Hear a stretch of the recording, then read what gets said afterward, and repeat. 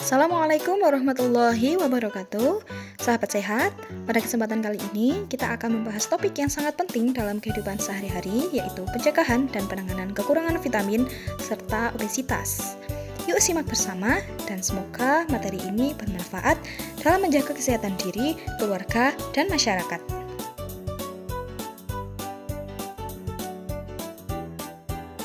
Tujuan pembelajaran.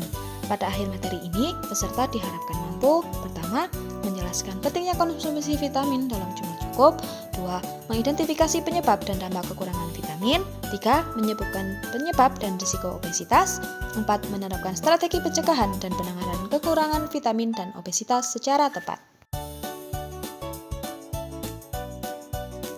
Nutrisi seimbang dasar kesehatan tubuh. Nutrisi yang seimbang mencakup zat gizi makro seperti karbohidrat, protein, dan lemak, serta zat gizi mikro seperti vitamin dan mineral. Keseimbangan nutrisi penting untuk menjaga fungsi tubuh, mendukung pertumbuhan dan perkembangan, meningkatkan daya tahan tubuh. Dan pola makan yang tidak seimbang dapat menyebabkan dua kondisi ekstrim, yaitu kekurangan nutrisi dan kelebihan kalori atau obesitas. Lalu, apa itu kekurangan vitamin? Kekurangan vitamin atau defisiensi vitamin terjadi ketika tubuh tidak mendapatkan asupan vitamin yang cukup melalui makanan atau tidak menyerap vitamin dengan baik. Setiap vitamin memiliki fungsi penting dan kekurangannya dapat menyebabkan gangguan fungsi tubuh, penurunan imunitas, dan penyakit kronis. Jenis-jenis defisiensi vitamin. Yang pertama, vitamin A. Fungsi utamanya yaitu untuk penglihatan dan imunitas.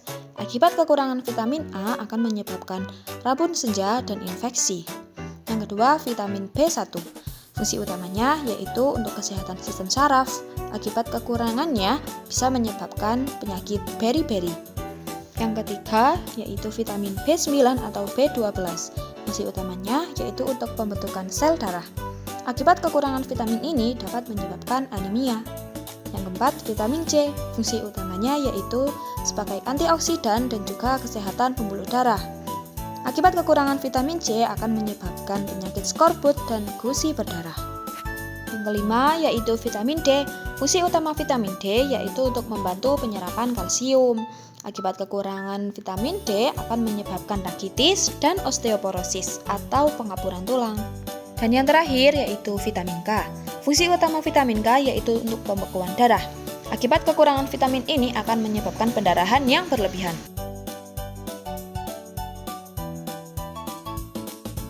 Penyebab kekurangan vitamin.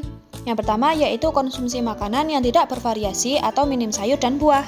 Yang kedua, diet ketat atau pola makan instan dan cepat saji, seperti burger, mie instan, dan lainnya. Yang ketiga, gangguan malabsorpsi atau usus tidak menyerap nutrisi dengan baik. Yang keempat, penyakit kronis atau konsumsi alkohol berlebih. Dan yang kelima, kurangnya paparan sinar matahari untuk vitamin D.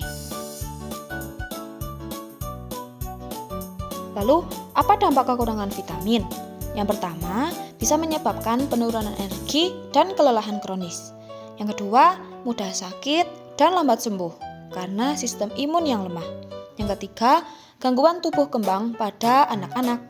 Yang keempat, gangguan penglihatan, saraf, dan pencernaan. Dan yang kelima, risiko komplikasi penyakit seperti anemia, osteoporosis, dan infeksi. Lalu, pencegahan seperti apa agar kita terhindar dari kekurangan vitamin? Yang pertama, kita harus mengonsumsi makanan bergizi seimbang setiap hari. Yang kedua, perbanyak sayur dan buah berwarna hijau tua, kuning, oranye, dan juga merah. Yang ketiga, olah makanan dengan tepat agar vitamin tidak rusak. Yang keempat, berjemur pagi hari 10-15 menit untuk mendapatkan vitamin D.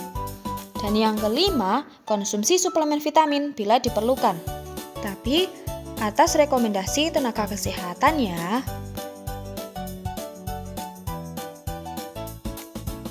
Jika sudah terlanjur mengalami kekurangan vitamin, apa yang bisa kita lakukan? Yang pertama, kita harus mengidentifikasi jenis kekurangan vitamin melalui pemeriksaan laboratorium. Yang kedua, pemberian suplemen oral atau injeksi sesuai indikasi. Yang ketiga, edukasi gizi dan perubahan pola makan keluarga. Dan yang keempat, penanganan penyebab yang mendasari, misalnya infeksi atau gangguan usus. Lalu, apa itu obesitas? Obesitas adalah kondisi kelebihan berat badan yang disebabkan oleh penumpukan lemak tubuh secara berlebihan.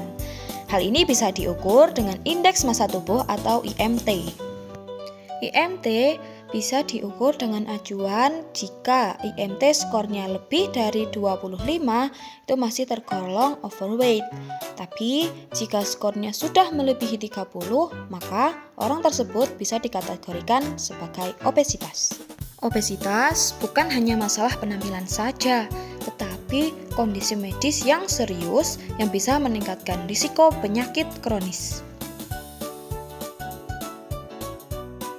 Kenapa seseorang bisa obesitas? Berikut adalah penyebab-penyebab obesitas. Yang pertama, konsumsi kalori berlebih, terutama dari gula dan lemak jenuh. Karena jika berlebihan di dalam tubuh, gula dan lemak jenuh akan disimpan sebagai cadangan lemak. Yang kedua, yaitu karena kurangnya aktivitas fisik. Hal ini biasanya terjadi pada orang-orang yang pekerja kantoran karena mereka kerjanya selalu duduk lama di depan komputer tanpa ada aktivitas fisik seperti berjalan atau yang lainnya. Yang ketiga, karena faktor keturunan atau genetik dan lingkungan keluarga. Dalam hal ini, lingkungan keluarga sangat berpengaruh terhadap gaya hidup seseorang. Yang keempat, karena stres kronis dan gangguan tidur. Karena hal ini bisa mengganggu aktivitas hormon-hormon di dalam tubuh. Dan yang kelima, bisa karena konsumsi obat-obatan tertentu. Karena ada beberapa obat yang menyebabkan nafsu makan meningkat sehingga orang tersebut konsumsi kalorinya berlebih dan menyebabkan obesitas.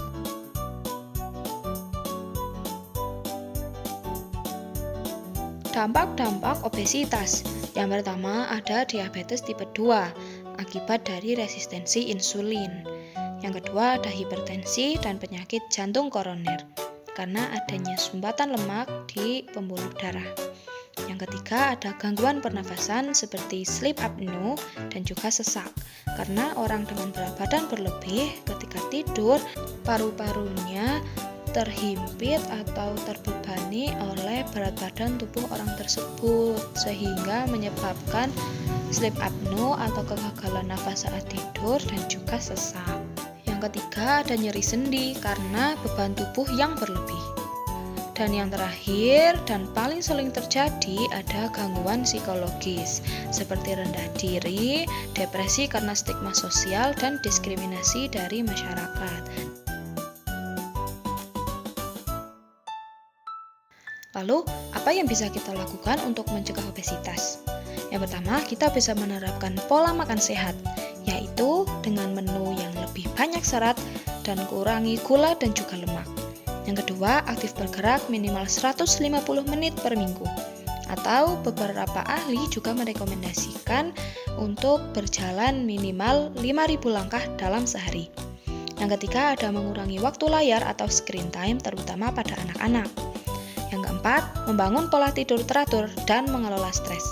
Dan yang kelima, kita harus melibatkan seluruh keluarga untuk perubahan gaya hidup bersama jika seluruh keluarga tersebut menyandang obesitas. Jika sudah terlanjur obesitas, apa yang bisa kita lakukan?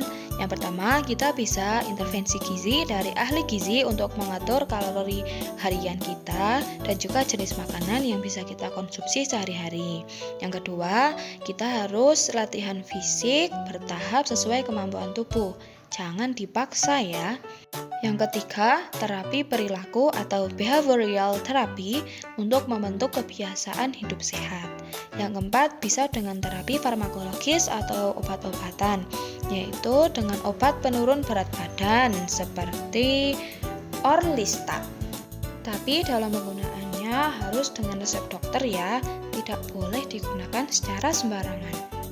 Dan yang terakhir, bisa dilakukan intervensi bedah atau biasanya disebut dengan operasi bariatrik, yaitu sebuah prosedur operasi di mana lambung kita dipotong agar kapasitasnya sedikit sehingga kita makan lebih sedikit dan terjadi defisit kalori. Intervensi bariatrik ini biasanya digunakan atau dilakukan pada kasus-kasus obesitas berat dengan komplikasi tertentu. Lalu, peran keluarga dan lingkungan. Yang pertama, kita bisa memberi contoh pola makan yang sehat dan aktif. Yang kedua, menghindari komentar negatif tentang tubuh atau body shaming. Kita dilarang ya untuk body shaming kepada teman kita atau keluarga kita. Yang ketiga, menyediakan makanan sehat di rumah dan mengatur waktu makan bersama. Hal ini agar tidak terjadi makan terus-menerus sehingga kalori yang masuk sangat berlebihan. Dan yang keempat, mendidik anak sejak dini tentang pentingnya kesehatan tubuh. Bukan hanya dari penampilan saja, tetapi dari kesehatan sistem tubuh.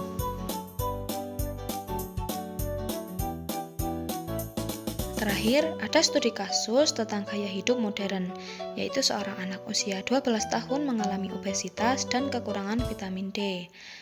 Lalu pola makannya itu sangat tidak sehat, ada mie instan, fast food, lalu minuman-minuman manis, lalu aktivitasnya itu sangat kurang, yaitu hanya bermain gadget di dalam rumah sampai 6 jam per hari dan sangat jarang beraktivitas di luar rumah.